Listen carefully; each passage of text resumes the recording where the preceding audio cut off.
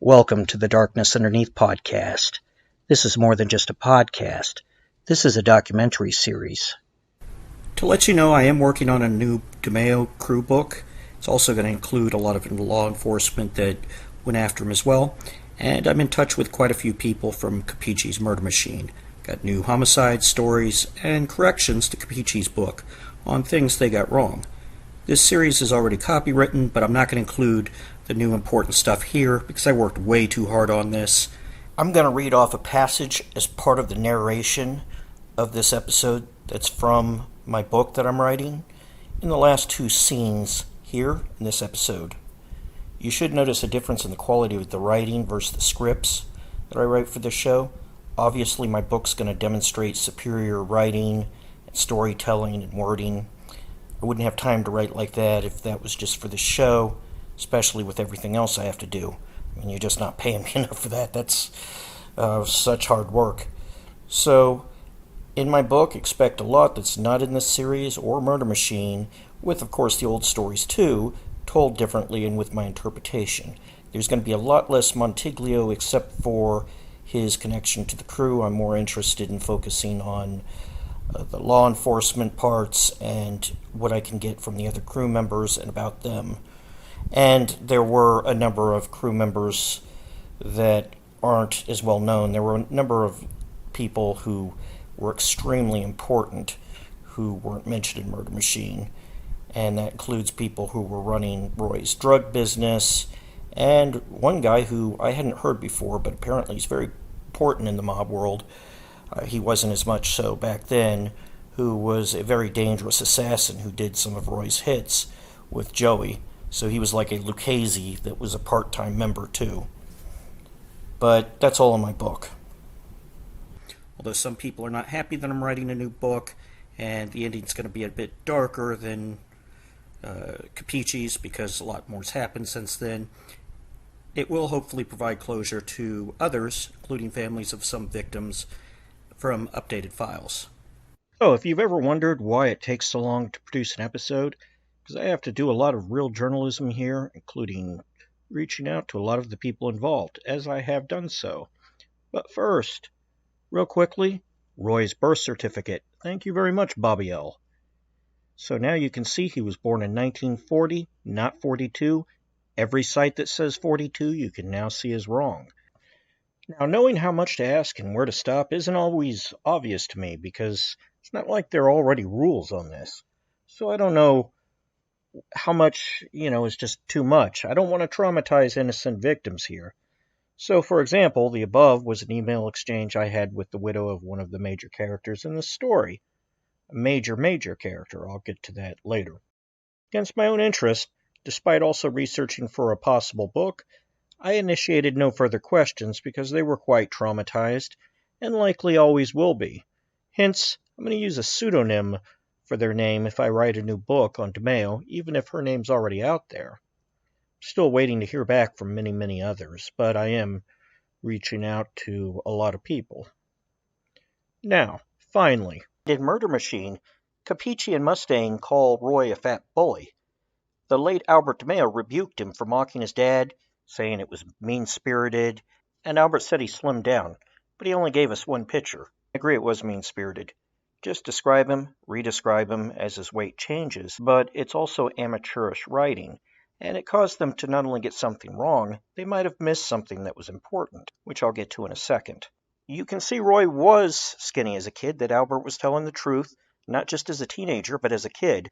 He was overweight at first, and then as he got older, became skinny. Maybe after Chubby died and he was feeding him less milkshakes, I don't know, now in his latter teens and 20s. He carries himself more charismatically. He's relaxed, standing with good posture, hands on his hips. People are around him, he knows he's being filmed, but he carries himself like that in his other photos when he doesn't know he's being filmed because it's surveillance. Now, why is his weight important? And when did his weight change? Well, besides being a detail that makes the story more accurate, you're going to see differences in his weight as he gets older. And some of that's due to aging, because he's becoming more middle-aged, but it changes so much, so radically, and he becomes so overweight that you have to wonder, is there something else that might have made a difference? Besides just Roy pigging out on junk food, obviously. Okay, so here we got him at the famous vacation, which I described earlier in the series, and that's 1977, and he's chunky, but he's not massive. Then another picture of him with Chris, and that's right after he bought his mansion, which I'm going to be talking about this episode. So this episode, that's what he looks like now, this and last episode, those two pictures. He's chunky, but it's not that bad. He's starting to lose weight, actually. Looks like maybe he and Chris have been working out there. Then suddenly we have photos of him in the late 70s and 80s, and he's really overweight. And he hasn't taken care of himself at all. And as time progresses, well, he never becomes skinnier. He stays overweight. But his arms become really muscular, larger than Joey's or Anthony's. Now, enough about Roy's weight. Let's begin.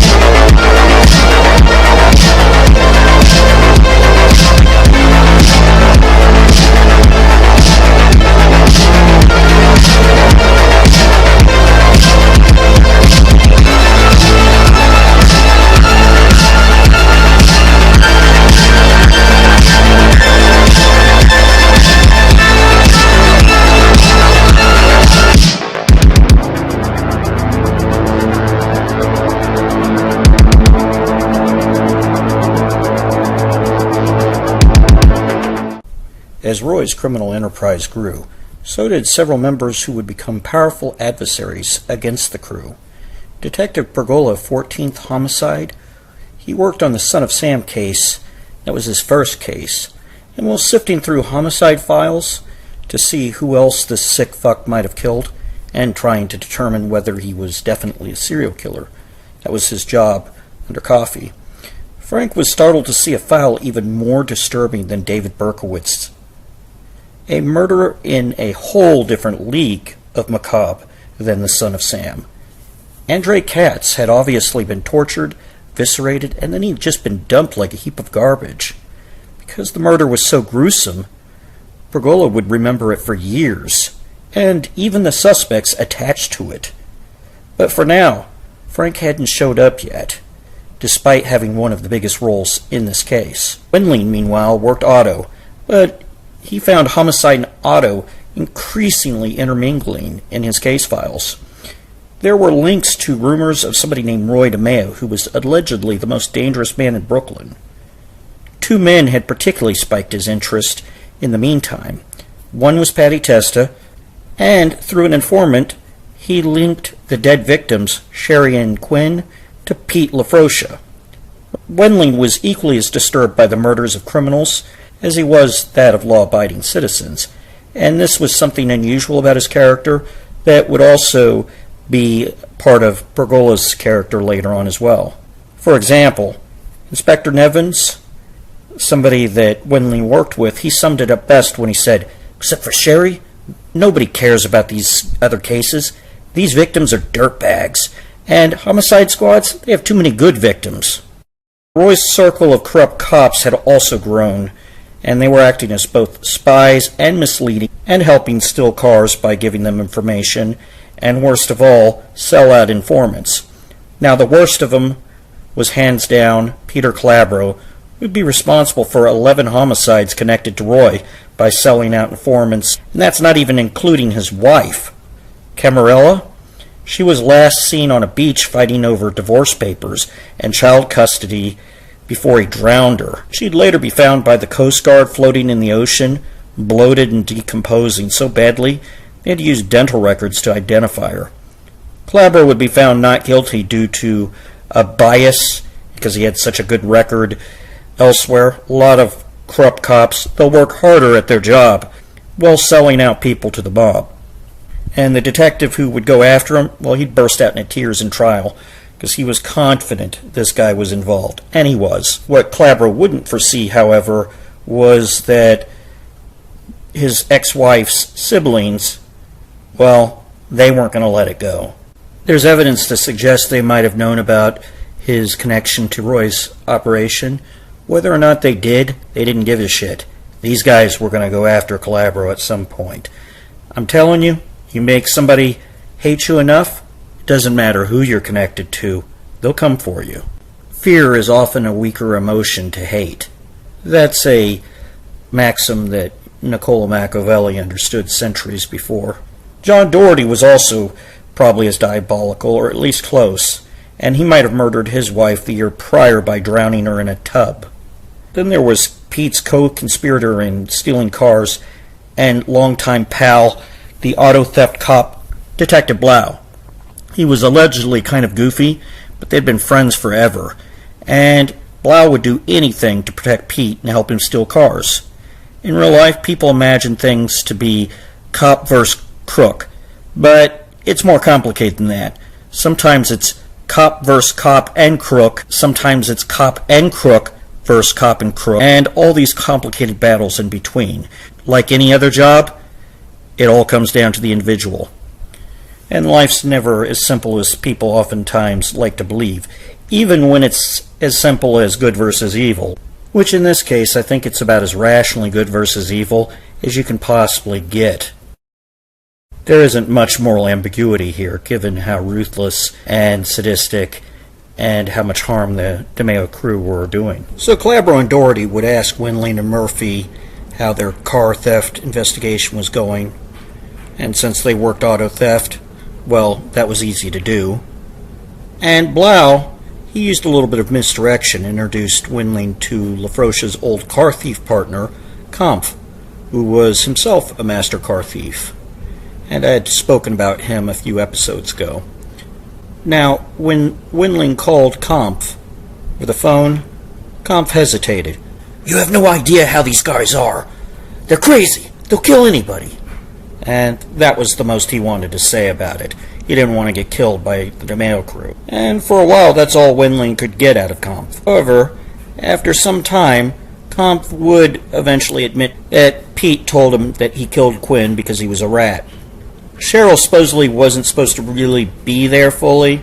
LaFrocia let her come along because, well, she's collateral damage and a liability. And Roy agreed at the time because he didn't want another woman snitching on him.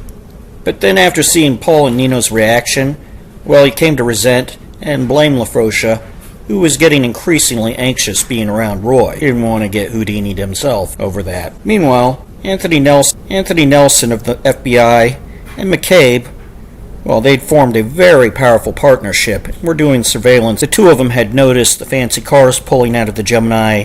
These guys in their mid-20s, Joey Testa, Anthony Henry Brelli, and so forth, stepping out in suits. Nobody else their age could afford something like that, except maybe a trust fund kid or a celebrity. During this period, it didn't take long for Freddy to notice Kenny, and wanting to be Roy's watchdog, well, he came out and shouted, "You're Kenny Mccabe, right?" "You got a good fucking memory, Freddy boy," Mccabe said. "You're the bastard who arrested me! Why don't you go have an accident?" Anthony Nelson and Mccabe grinned. Mccabe reached out of the window and motioned the scowling and bristling Freddy to his car. "Why don't you come and tell me that to my face?" Freddy looked at him. No. His bravado wasn't going quite that far. These two cops were quite serious, obviously. And besides, he didn't want to do anything to piss off Roy, and Roy didn't want the cops angry at him. Although Roy was Freddy's best friend, he was terrified of him just like everybody else. Except Nina, of course. When McCabe later spotted Roy, he said, "You ought to do something to straighten out that friend of yours, Freddy. He's a little excitable. You better watch him." Roy grinned and shrugged. "What can I do? Freddy is crazy. I went to watch Freddy race once, and he crashed. He climbs out of the car, and he's on fire. He looks like an astronaut who's crash-landed. The firemen are hosing him down, but he looks at me and stands and begins to smile and wave like some kids were just squirting him by the pool. Don't tell me Freddy is crazy. I know he's fucking nuts." And thus began an increasing exchange and banter between the cops and Roy. Now, as far as Roy's success was going, he relocated from his modest home that he had lived in with a pool and back to a giant mansion, probably the most secure home in New York City, with a lake in back. It's very scenic, and it made, even more importantly, sneaking up on his house difficult. Still security cameras, and lived on a placid street where reaching him without being noticed was near impossible, especially with all that surveillance. He kept a military arsenal in his home, guns, semi-automatics, automatics, anything you could think of. He even had grenades. His power was also growing in other ways. Though he had killed Grillo, one of his best assassins and his top hijacker, and he had turned him into Hamburger, by the end of '78, others had come on board. And that's where we're going to turn now. By the late 1970s, Roy expanded his crew. First, there were two guys I wouldn't consider inner crew, but that's not to say they weren't important. They were quite important. There's Eddie Rendini, nicknamed Fast Eddie. He was a machinist who made guns and silencers for the crew. Now, you can make a silencer yourself using all kinds of weapons to muffle the discharge, and .45s are very useful. You can get them down to below subsonic level with these large calibers. At close range, they'll tear through skulls, and the sounds will be extremely low. Roy would even use plastic bottles and chicken wire for this process, but a professionally made silencer is always the best, so Fast Eddie's there for them. Then we have Ronald Ustica, and that's Senior. Now, don't get Ronnie Ustica Jr. confused with the Senior. Senior is the DeMeo crew member.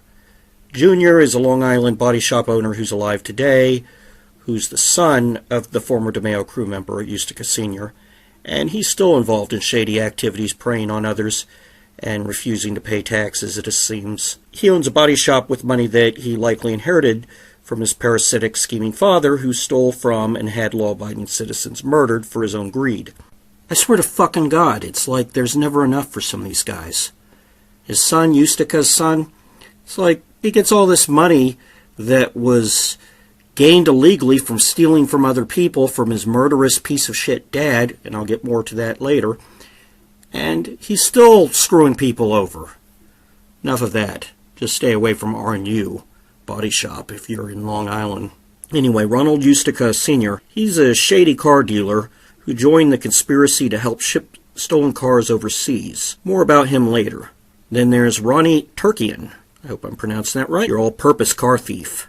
The two new inner crew members were really old inner crew members, but their involvement's increasing. You see, after being made, Roy decided he wanted a new driver to show off his status. He liked driving, but always looks good to have your own chauffeur. That's when he found the man who knew more about cars than anybody else, the highly skilled racer and getaway driver, if Roy needs it now, Freddy DeMeo. Freddy's career was starting to flounder at that moment. Freddy was only an okay drag racer, but he was very theatrical and had a stage presence. He really should have been in Hollywood, maybe as a stuntman, because he was very fun to watch. So after Roy paid him to have his teeth fixed up because he had rotten yellow teeth and had him dressing better so he now looks respectable, no more motor oil baths, Freddy DeMeo became Roy's driver. Then, of course, there's Richie. Now, I take a more sympathetic and different opinion of Richie than Mustang and Capici, who just portray him as a stumblebum. Richie was directionless at this point, working law-abiding jobs.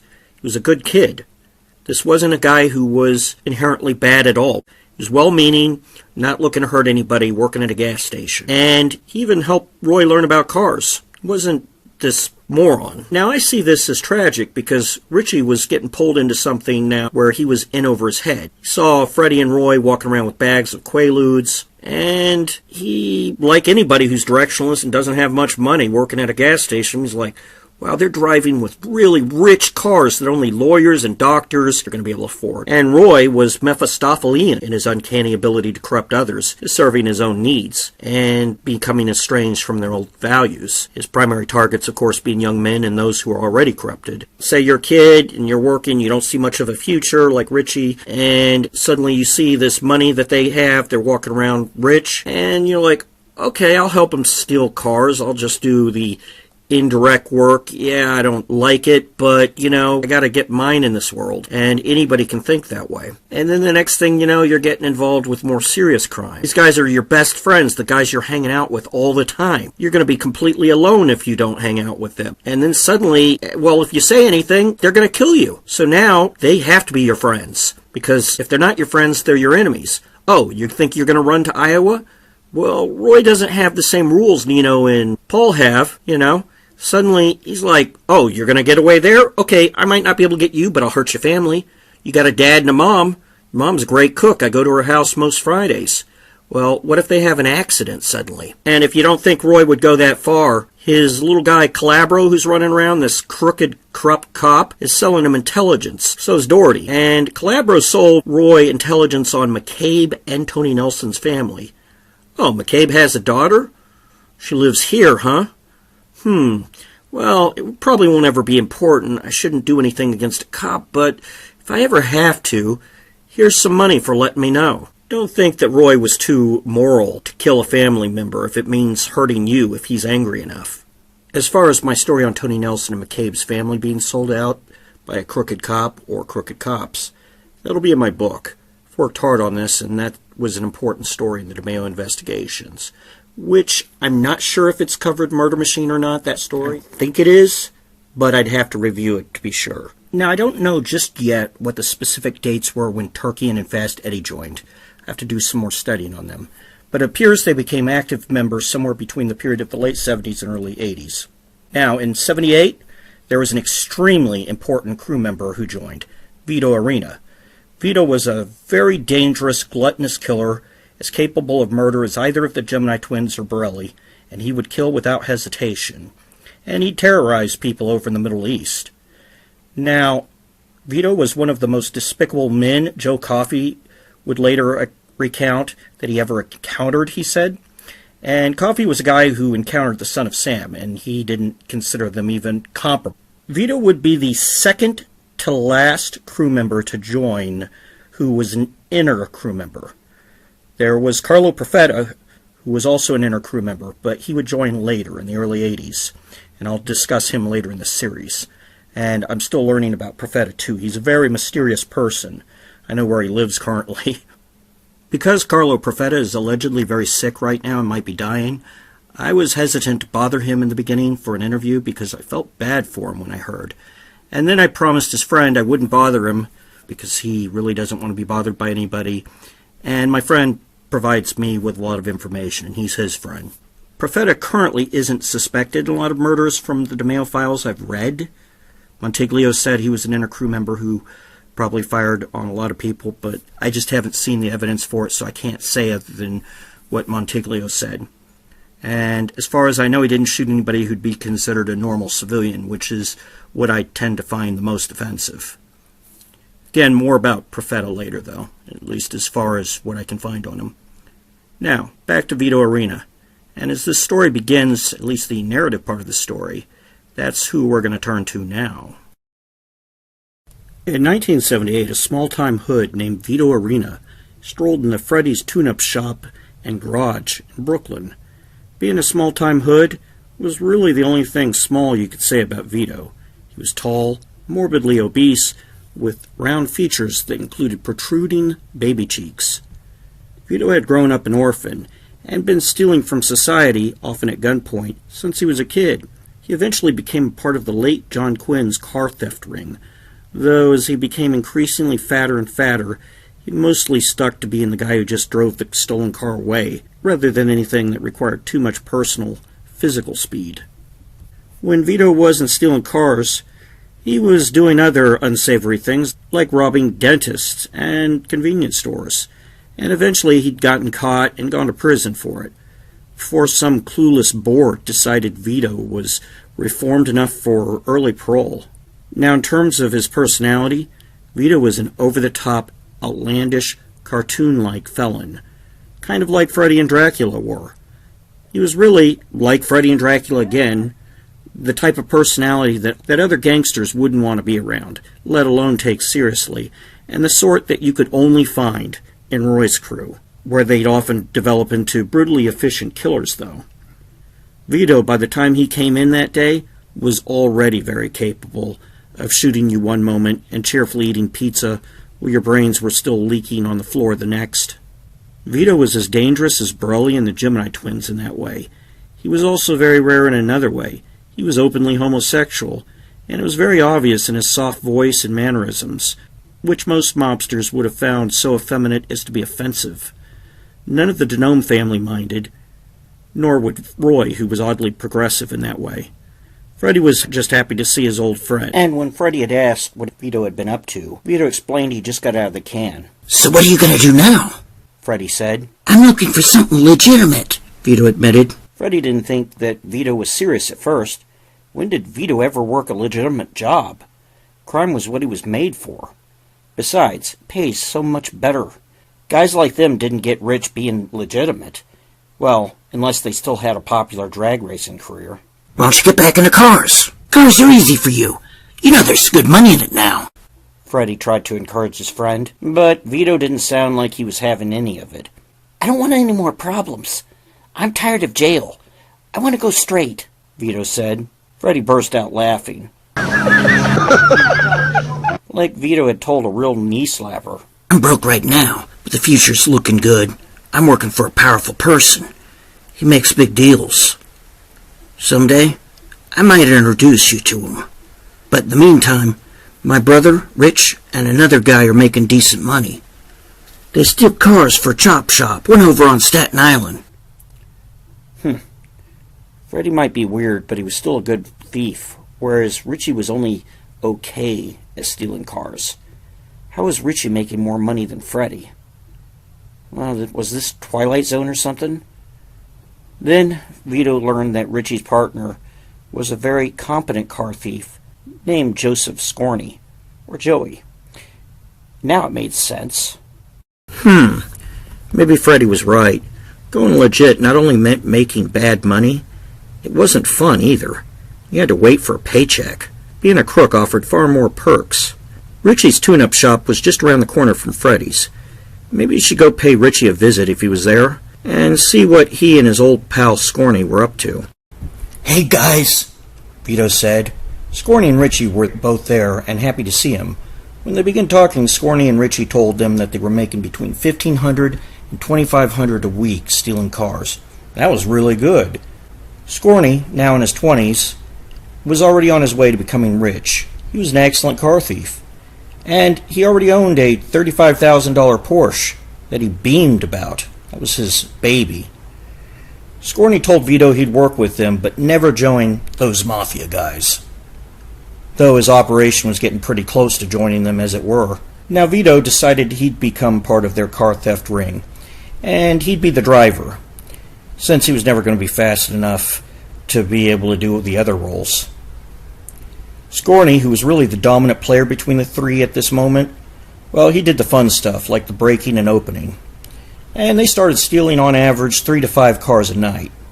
Meanwhile, Roy was working out a deal with his Kuwait contact. Now, this is in court testimony, but not Murder Machine. Roy had also been sending cars overseas to Iran, so having a Kuwait alternative was good, because when the Iran Revolution happened in '79, Roy was able to switch fully to Kuwait as his location to send stolen cars. And he was also sending to South America and North America too, but as far as his Middle East location goes. During that summer, unfortunately for Scorney, at some point Richie grew to hate him, and the reasons for what happened next varied. Partially, Richie was allegedly jealous that Scorney was faster than him, according to Vito's testimony, but I don't think that would be enough to persuade Richie to murder.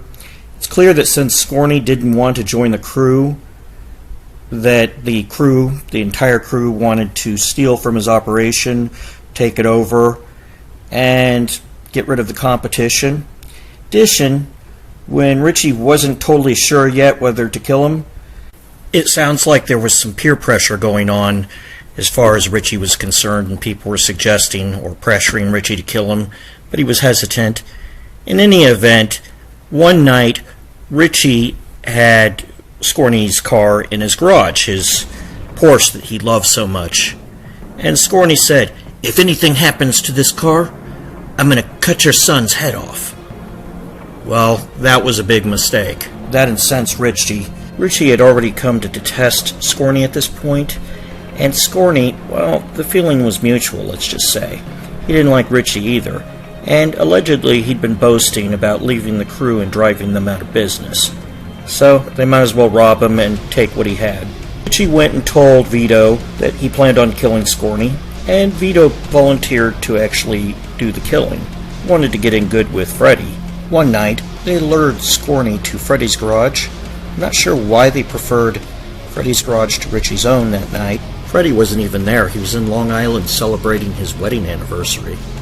Turkayan was in on the plot, but he was one of the less violent crew members and was more of your all-purpose car thief. But he loaned Vito his gun and decided to go and stand outside his lookout so he didn't actually have to see it done. Vito then ambled into the room where Scorney was, and he fired on him. The first bullet bounced off his shoulder blade, ricocheted and landed on the ground. Vito looked down quizzically at the bullet as Scorney swung around in shock. Then Vito looked up, and he fired again. This bullet hit home, hitting Scorney in the chest and causing him to collapse on the ground. Now, what happened next depends on who you believe, because I'm not sure Murder Machine by Capici and Mustang got it right after reading court testimony. According to Vito, he stuck the gun in Scorney's mouth and pulled the trigger again. Sometimes he said the gun fired and Scorney laid withering on the ground before Richie picked up a 5-pound sledgehammer and bashed Scorney's skull in. At other times it didn't fire, and Richie still struck Scorney in the head with a sledgehammer. The problem is, an examination of Scorney's skull years later didn't find any fractures to his head, spine, or back. And Vito seemed to exaggerate a lot because he hoped to have a movie made about the crew one day in which Burt Reynolds would play him, Vito. I think he probably just fired a few more times and killed Scorney. Sticking the gun in a dying man's mouth sounds a little Hollywood. Either way, the end remained the same. Scorney was dead. Vito casually gazed down at Scorney's corpse as though he was observing any other inanimate object in the room. He was completely disconnected from the act of killing. Now, Richie, he might have been a little bit more uneasy, though he'd hardened over time to the act of murder. It was time to figure out what to do with the body. Vito called Freddy and said, "I did you a favor," before explaining what happened. Richie called back, "What should we do with the body?" Freddy briefly thought about it. "Put him in a drum and dump him off a pier over in Mastic Beach in the water," Freddy said. They ended their conversation, and Richie and Turkayan, who both co-owned a black van, went and got the van, pulled back up, and the van had a 55-gallon drum in it in the back, with a hook attached to it. So the three of them dragged the corpse into the van and stuffed it into that drum. Then, after they had trouble locating this pier, they called Freddy, who had to leave his own anniversary party, drive over there real quick, show him where it's at, and they dumped it over the pier. Then Freddy went back to celebrating. So Vito, after that, he went and got his lover, Joey Lee, and they went and had some Chinese over in Chinatown. Then at dawn, because they didn't want to waste anything that Scorney owned, and leaving it to his family would be wasting it, they got his keys. They had managed to pickpocket that before they dumped him, and they went over to his place and ransacked it and stole everything. And from there, once Roy heard, and that Vito had killed so casually, a new inner crew member was born. Murder is such a commodity, and Vito would be as ruthless as the rest of them. As the crew expanded and grew deadlier, Dominic Montiglio engaged in hedonism and drug use, dealing coke out of Studio 54 with Henry Borelli, Matt Rega, and his new friend, a fellow Fordham graduate, Buzzy. Increasingly, Montiglio would get more and more out of control and test his uncle's patience when he came in days later, sometimes puking vomit and sometimes puking blood. He was now addicted to coke, heroin, and alcohol, and ignoring his wife Denise for women who were far less loyal, intelligent, beautiful, or interesting, especially since apparently Denise likes hard rock, and he was becoming increasingly irresponsible. He also had an attraction to bad girls with drug addictions and emotional problems. That's not just a female problem. Although these are issues Montiglio, a lovable anti-hero, would always have, in 1979, something would wake him up a little bit. A little bit. This was Roy's most violent year, when he became more dangerous and impulsive, and when his murder would begin to encompass normal people who weren't criminals and didn't really do anything. It happened one night at the Gemini Lounge. Roy was drunk, and Montiglio was probably drunk too and doing coke. That was quite the popular drug there. One night, Roy was drinking at the Gemini Lounge during a live band performance. Then one of the junkie barmaids told Roy that some young blonde kid, who wasn't a regular there, had said that Roy is a real motherfucker. Allegedly, now, according to some of the cops, later, they believed that the barmaid had a crush on this kid and was seething when he rejected her, so she decided to use Roy to get back at him. Now, Roy looked over coldly at that kid and pushed through to get over there to confront him.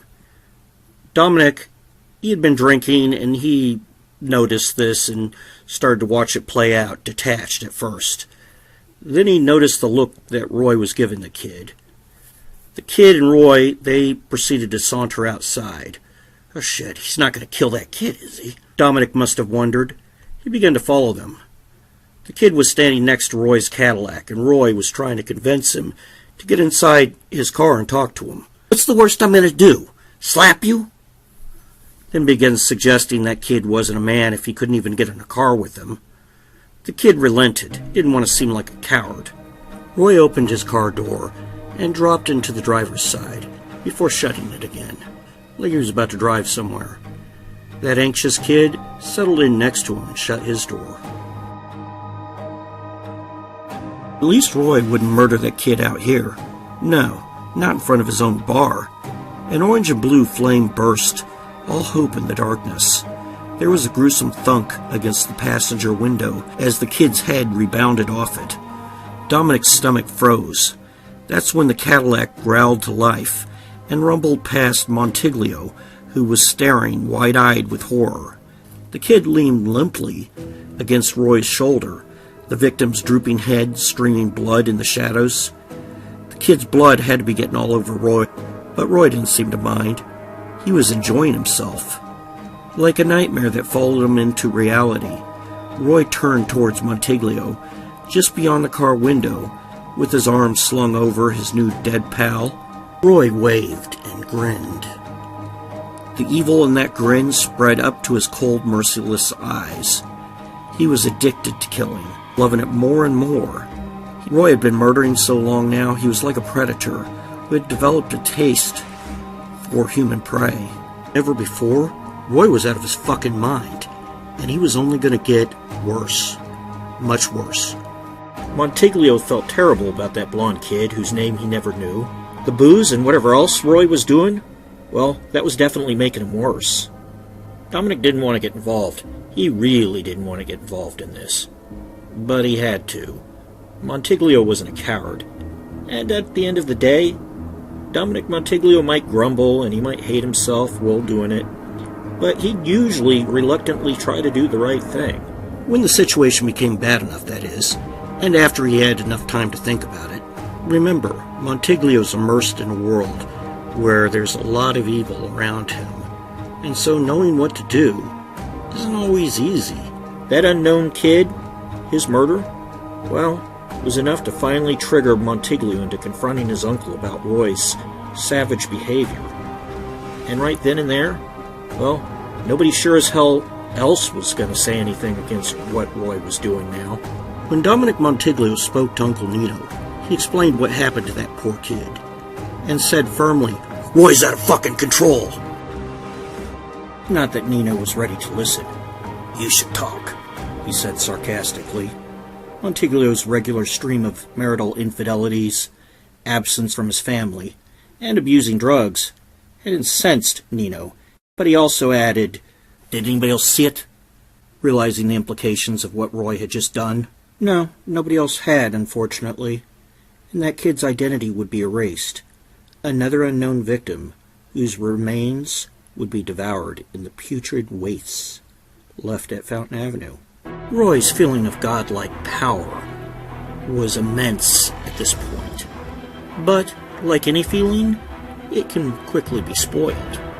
Kenny Mccabe, the mob killer, sitting in his obviously bright-colored eccentric car that stood out, and he wanted to make it clear to the other officers he wasn't riding anybody's coattail. He would play a leading role in someday bringing down all 5 families to their knees. Become, at this point, obsessed with Roy after hearing dark rumors. His informal partner and close friend, FBI agent Tony Nelson, was often seated next to him. The source of a psychopath's strength is often their bold fearlessness and ability to adapt and preference for sacrificing others over their own self-interest. This can also make them reckless and harder for them to understand other people. Roy probably saw this dog-eat-dog world teeming with people as almost as corrupt as himself, and it made it easier to not judge himself so harshly. Not that he really cared. The rest of this world, those who weren't corruptible, well, they're weak idiots. Love came more faintly in his abnormal brain. Some cynical and jaded part of Roy might have sometimes even suspected everybody could be corrupted, with the right price tag. Roy would sometimes cheerfully shout at the 2 cops, engaging them in meaningless conversation to fill them out. "Hey, why don't you come work for me?" Kenny, in turn, would reply, "Hey, Roy, why don't you come work for us?" Kenny Mccabe. He would, really, more than anybody, be Roy's arch-nemesis. The only equally and bigger threats to Roy was Big Paul and himself. Kenny always seemed upbeat, and he was always so fixated on Roy and his friends. That motherfucker could be anywhere. Seeing Kenny smile and wave in his car could make somebody, even as cold and dangerous as Roy, uneasy.